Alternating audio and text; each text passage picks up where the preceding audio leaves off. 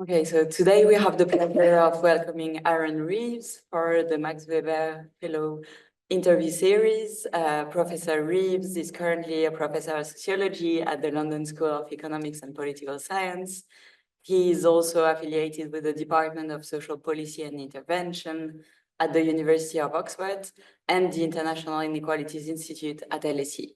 His research explores social inequality from multiple perspectives, including the political economy of health, policy making and welfare reforms, and elite formation in Britain.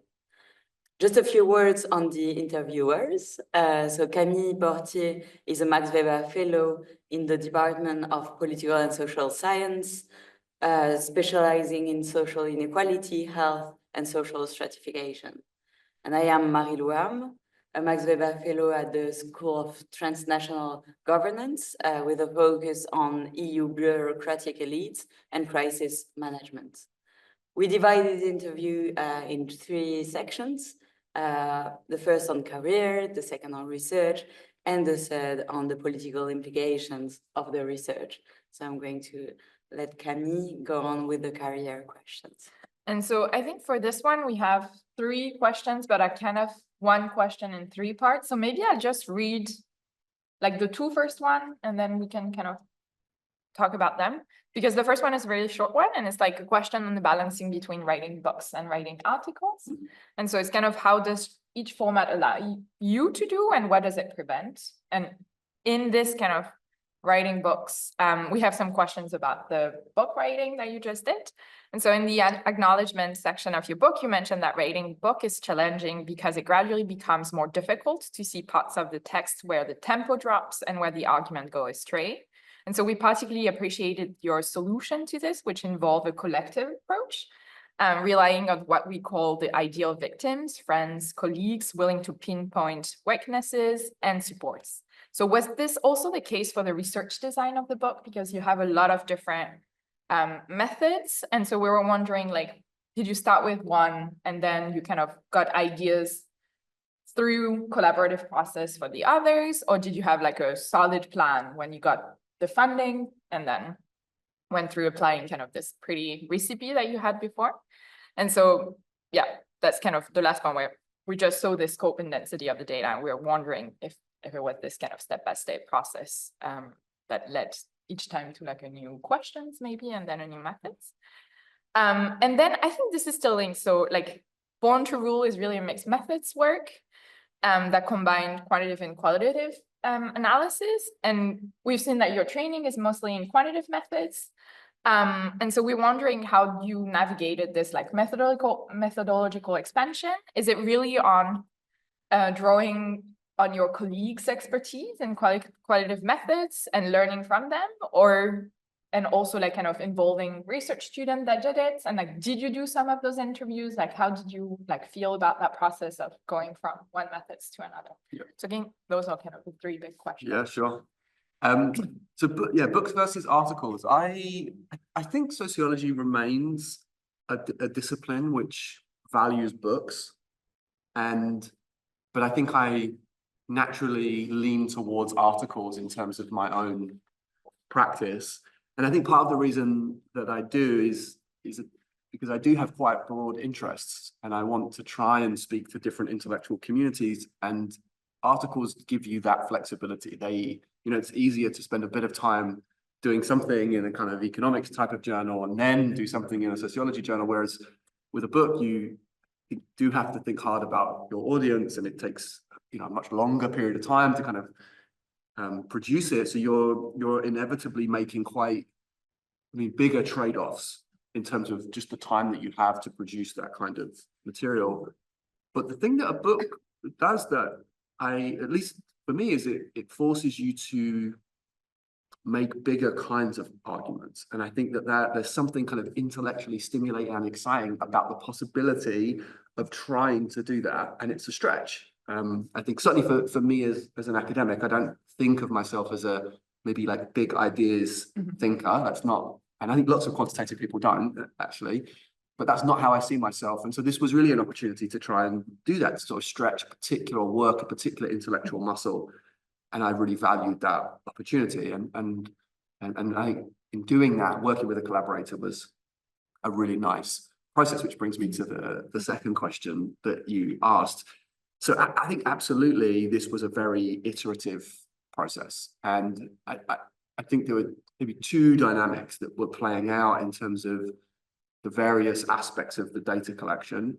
The first was probably just Sam and I, right? Like sitting down together and talking and arguing and discussing and trying to work our way through the different kinds of claims that we wanted to test, explore, understand better in the book, and then trying to think, how would we tackle that, right? Like we had this this kind of backbone, this data set that we've managed to get access to through Who's Who.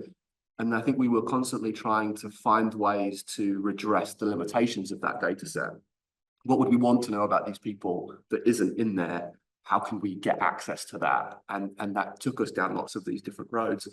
But at the same time, as you rightly say, you know, a huge number of people kind of contributed to the project in various ways. And you know, as you start going around talking to people, they make criticisms, they ask questions that are just like thoughtful and interesting. And you're like, that's a great challenge to what we're doing. We want to explore that a bit more.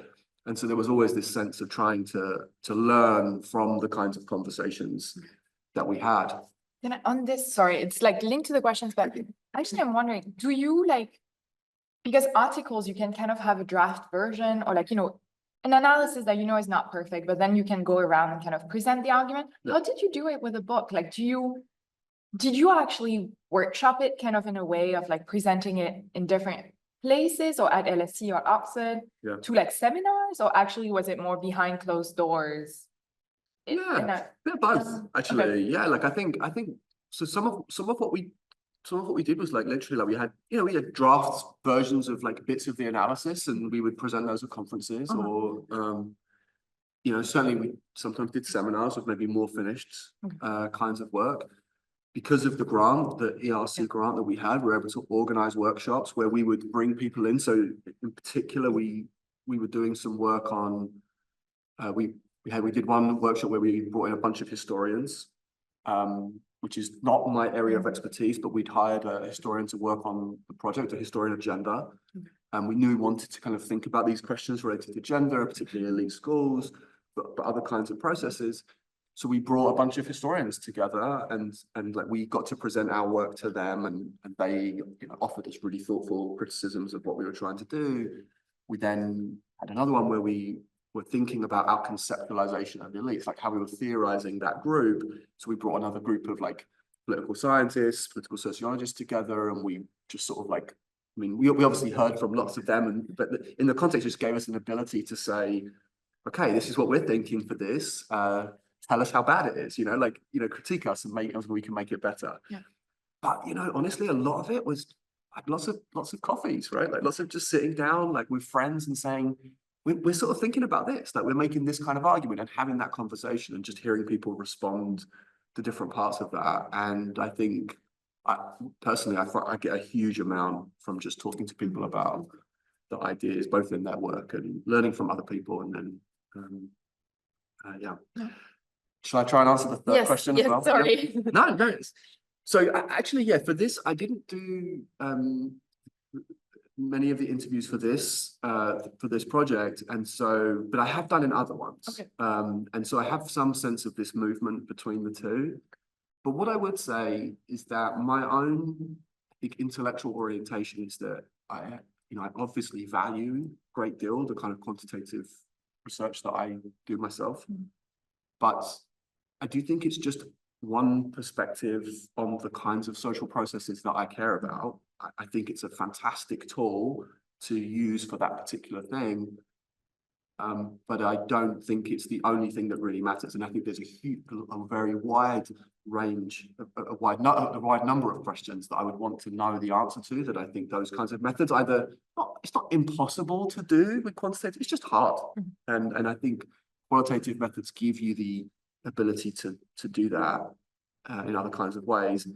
And I have a lot of respect for the people that have learned the craft of doing qualitative work. It's not something that I think I can just drop in and do. And so I typically work with collaborators who do that because I, you know, they can do it far better than I could. I don't think it's just, you know, I don't think you can just like do interviews, right? Like it's a hard thing to do that really, really well. And I don't think I'm a great interviewer. And I have had this experience. So in another project where I won't go into all the details, but we had this commitment that everyone on the project would do some of the interviews.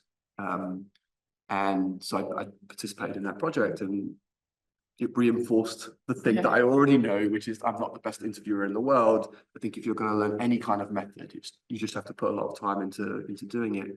But I think there's another reason why I appreciated that relationship, is that I do think there are just different orientations that doing that kind of work brings to the social world as you think about it. I think Sam thinks about social phenomena in ways that are slightly different from me. The historian that we hired on the project thought about the world in a slightly different way to me. The kind of political science people that we had on the project were different. And I just think you can learn a lot from having those conversations and being forced into those dialogues. And I find that very generative and productive. So that's my maybe we move on to the second part of your question. Okay, so a key argument of your book is the symbolic power of ordinariness, particularly in relation to rising levels of inequality. And this is a compelling idea, and we can think of many examples. However, isn't there a tension between the figure of the ordinary and another figure we often see among elites who tend to emphasize their extraordinary power and abilities? So for instance, through major financial actions, such as funding the Notre Dame restoration, or by staging their power through political threats, such as in France, Bernard Arnault recently threatening, but we can see it elsewhere, to leave France in response to tax increase. So how do your work help us understand these two apparently contradictory figures?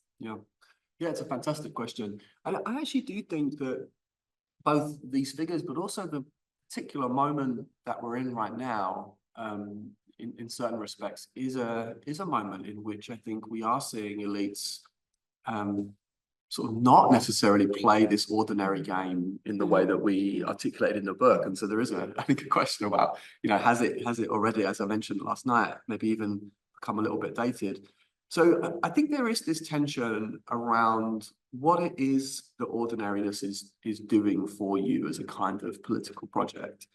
And my sense is that what it helps to do is legitimate a particular kind of status quo that is trying to provide solidity to a particular kind of like political economy or social order that is perhaps serving a particular group of people. But when that comes under threat, I think there is a sense that maybe this sort of ordinariness becomes less valuable, and that you maybe need to become more raw, more bare-toothed in your resistance to it. And I think we are seeing moments of that in the US right now, where we have a set of elites who maybe at one level perform ordinariness, but are also doing and accentuating, I think, kind of extraordinary powers that they have.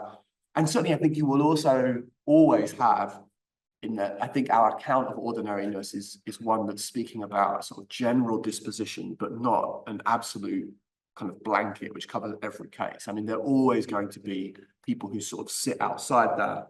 There are going to be some elites who try to do ordinariness and fail. There are going to be some who don't reject it entirely as a kind of operating procedure. And so I can think of examples in the UK who very proactively don't try to come across as ordinary. They actually accentuate their sort of aristocratic. But those people also run the risk of being vilified, I think. And we do see that. These are people that are not very popular with the general public. And so in some ways, I think they prove the rule. I'd be interested to know, for example, how people that threaten to leave the country because they don't want to pay taxes is perceived among the general population. And my guess would be not very well. And that plays into this idea maybe of ordinariness, but you would be able to let me know. Actually, a follow-up question was how you observe cases where they are questioned regarding the way they perform ordinariness. And because you mentioned in the conclusion of the book that it can always fail and backfire, it's what you just said. And can you maybe give us some examples from your research? Yeah, sure. So maybe not our research directly, but I think that there's one example that comes to mind, which is so a few weeks ago when Rishi Sunak was running for re-election, he organized an interview where, you know, a member of the press was going to be coming in, and they did this photo shoot.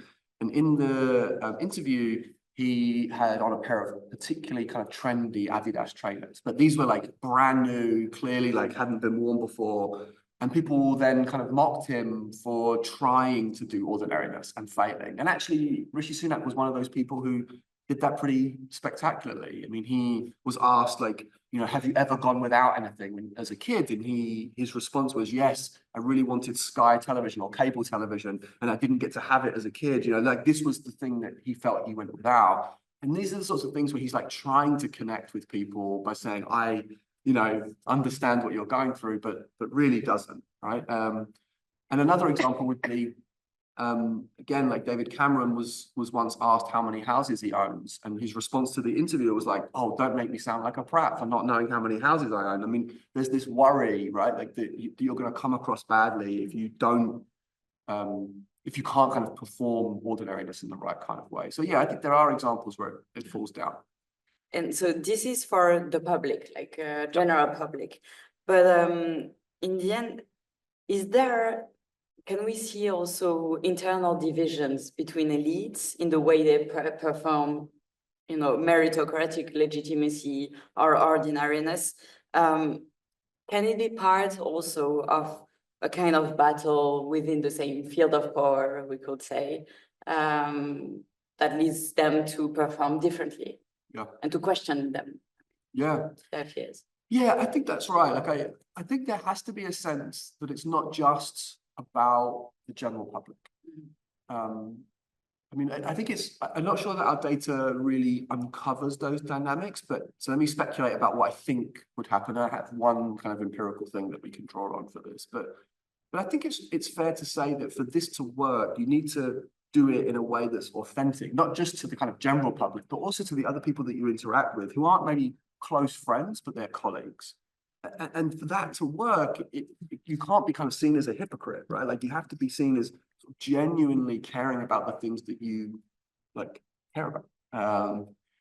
But how this plays out in terms of forms of meritocracy, I think is really important. One of the things that we sort of were able to trace out a little bit is that when we think about merit in the kind of classic young conception of this, it's both, you know, talent plus hard work, right? That's the bit that makes up merit. And when we spoke to some of the elites that we were interviewing, it was clear that they emphasized one of those rather than the other. So for some people, they were in the kinds of positions that they were because they felt that they had a maybe particularly unique view, or they were like very good at a particular thing, like I had a particular talent. Those people typically came through more advantaged backgrounds, often went to these very prestigious schools. But you also had another group of people who emphasized hard work. These were people that were like, I work like a dog. I'm like so committed. I do all these like extra long hours, and they were emphasizing this kind of hard work component. And I do think in some ways those things are in tension with each other. They represent perhaps to some extent, different kind of class backgrounds, but they also emphasize different kind of values around what it means to be committed, to be good, to be doing the kind of important things in that space. And I think that those are in tension with each other. And I can imagine that within the kind of elite fields, that those are maybe just symptoms of a kind of wider set of tensions around what it means to be elite or what gets us into these positions. Thank you. When reading studies on the cultural capital, on sociology of elites, it seemed to us that there has indeed been a shift from valuing asceticism or deep engagement in time-intensive activities like reading and music to this kind of omnivorousness you mentioned. But also reading those works, we also see space mobility as a new feature of this kind of cultural capital. and cosmopolitan capital, let's say. So we wanted to ask you about this point specifically. Is there a specificity of British elites? Because we don't see it that much in the data you draw on in the book. So is it a British specificity or?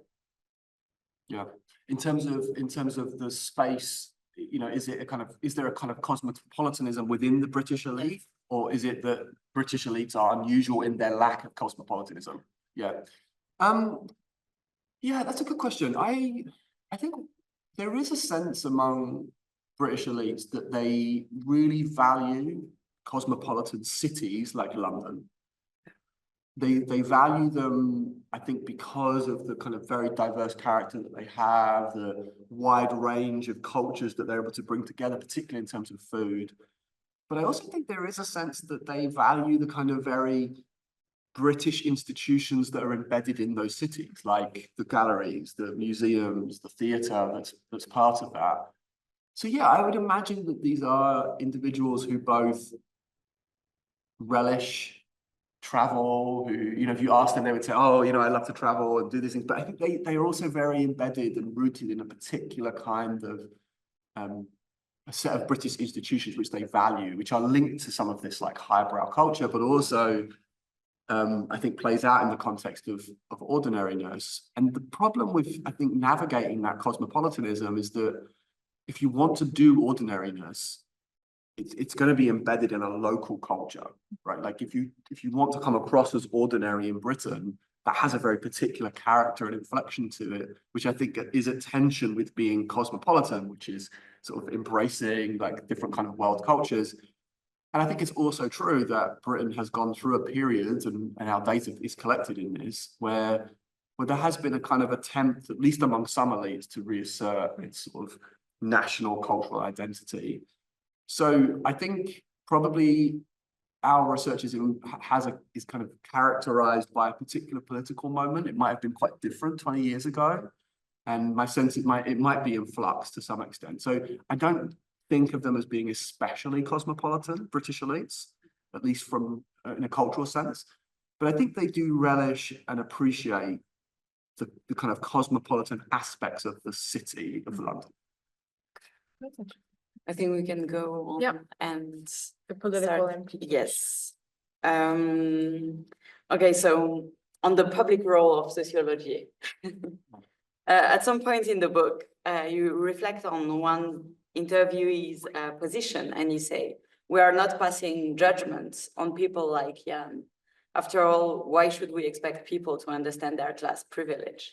So we understand the point, but we were wondering, isn't it one of the ambitions we can have as social scientists to develop tools and analyses that enhance this collective but also individual reflexivity? Mm-hmm.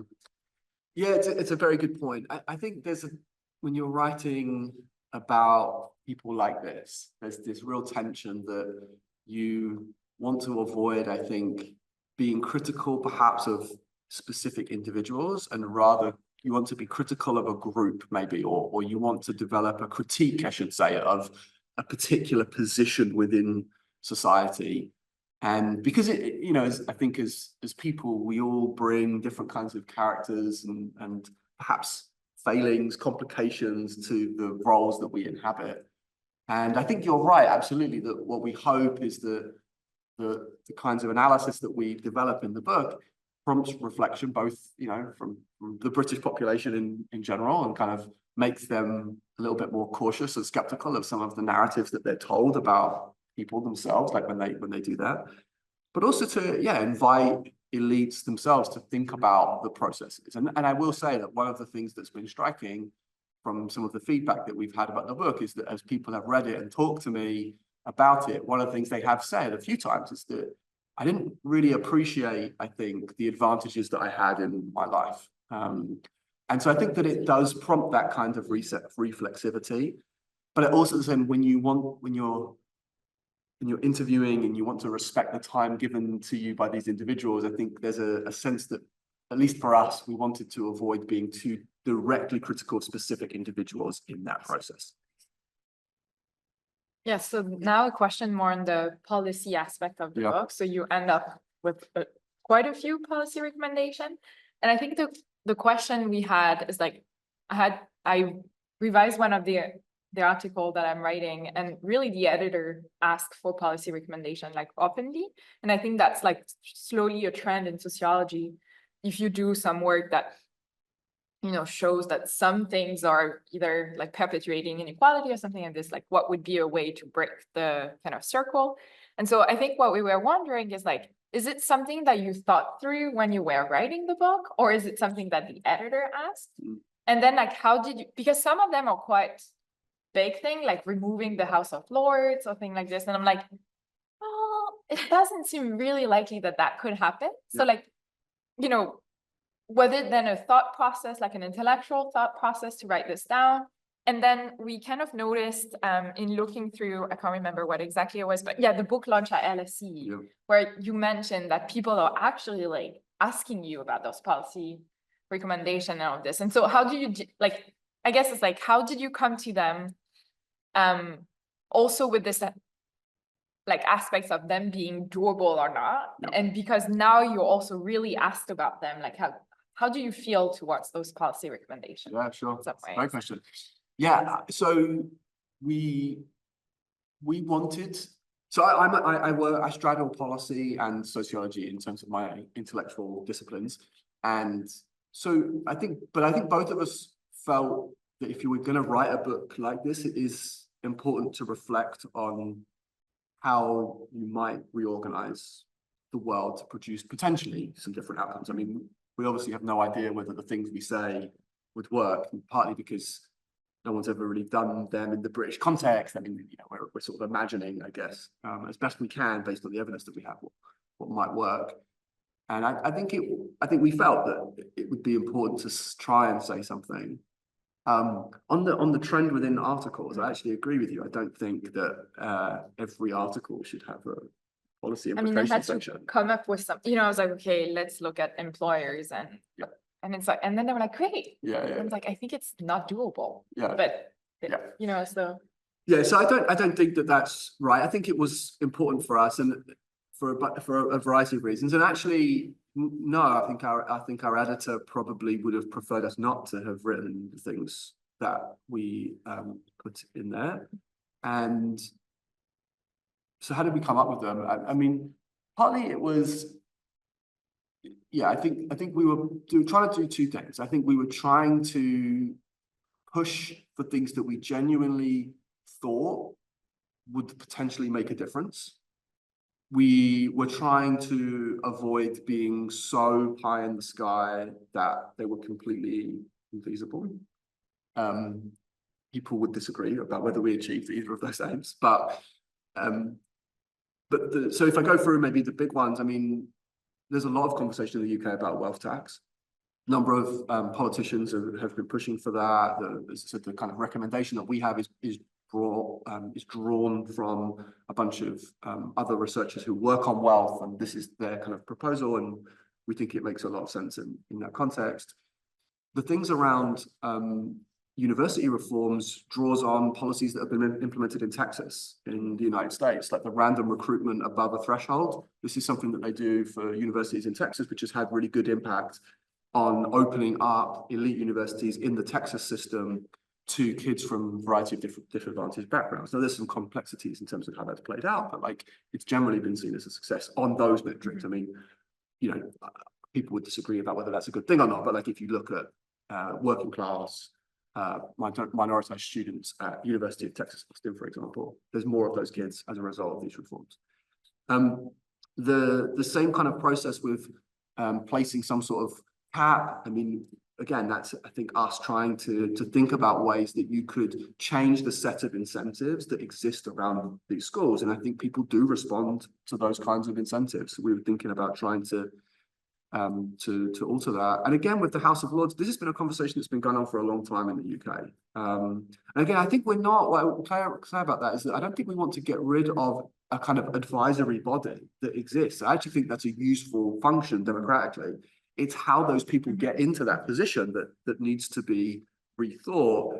And I think, again, my sense is that lots of people would be resistant to the idea that the mechanisms we currently have for how those people get into that position are really reflective of any kind of useful democratic process. And I think it's not that I think those people are unworthy. I think many of them are exceptionally good at what they do. They're brilliant people in their fields. It's not a criticism of them as individuals, but just thinking about what it is that we want from our democracy. So yeah, I do think that they're kind of at one level provocative, maybe intentionally so. We wanted to, prevent some conversation or provoke some conversation. I think we've been successful. So how do we feel about talking about the reforms? Yeah, like I don't think we're naive enough to think that anyone's just going to read it and be like, okay, let's do this, But I think it is useful to have those conversations so that people that really understand the sort of technical details and challenges can think through those problems as policy problems. And I think that relationship between maybe like the sociological perspective and then perhaps what you might think of as like policy wonks is actually a useful dialogue. I mean, I think it can be a productive conversation. So did you talk, like, for example, for the university, like changing the admission to Oxford and Cambridge, did you talk to anyone in the kind of, not school, but university admission boards or? Not before we came up with the idea. Okay. But afterwards we have had some conversations with them about it. And what I did do though was we spent a lot of time looking at the data. I mean, I think we wanted to come up with recommendations. So initially, I actually think we were going to say something about the interview process, where people have to do an interview to get in. And I think our intuition was that is maybe accentuating inequalities. But when I looked at the data, to me, it doesn't seem like that's necessarily the case. And so then I was like, okay, well, that's not the thing. So we're gonna like think about other kinds of solutions. And I read a lot about the history of Oxford University in particular, because I was working there at the time. And so looked at the kinds of recommendations that had been made in the past and the kinds of debates. I mean, these have been long-standing debates and conversations about how do we change the kind of social composition of these universities. And so, I tried to engage with that history of that debate before coming up with these kinds of ideas, and then drawing on ideas that have been existing in other places. So that was the kind of process. Thank you. Just maybe as a last question, because you've been presenting the book like a few times already. Did you have some reactions that were surprising to you that you did not expect? Yeah. I've been surprised. I think I was surprised actually that what I said earlier, that some people read it and had some kind of like a moment of reflexivity. I mean, I think you hope for that, but you don't necessarily expect that. I think I've been, I think some people have read some of the results as being that actually things are much better than they thought. That actually like some of the levels of elite reproduction are not as high as they imagined they would be. Which, I think, that's definitely a perspective. I think, and then I think the thing I've been maybe surprised about is that we haven't maybe, in fact, on the policy side of things, I think we've had some conversations about that, but they maybe haven't been as provocative as I might have imagined. Like they haven't provoked as much conversation as I thought. Like when we go and present them, and I don't know how to read this, but people don't ask us about them as much as I thought they would. Yeah, so that's maybe surprising. It is. Yeah, because when we read them, we're like, we want to know. Yeah. How did they come about it? Yeah, people don't, and maybe it's because maybe they're being too polite and they're saying, I really don't believe these at all, and I don't want to ask about it because, which would also be fine. I think we'd be very open to those sort of debates. But yeah, I've been surprised that people haven't probed us more on that.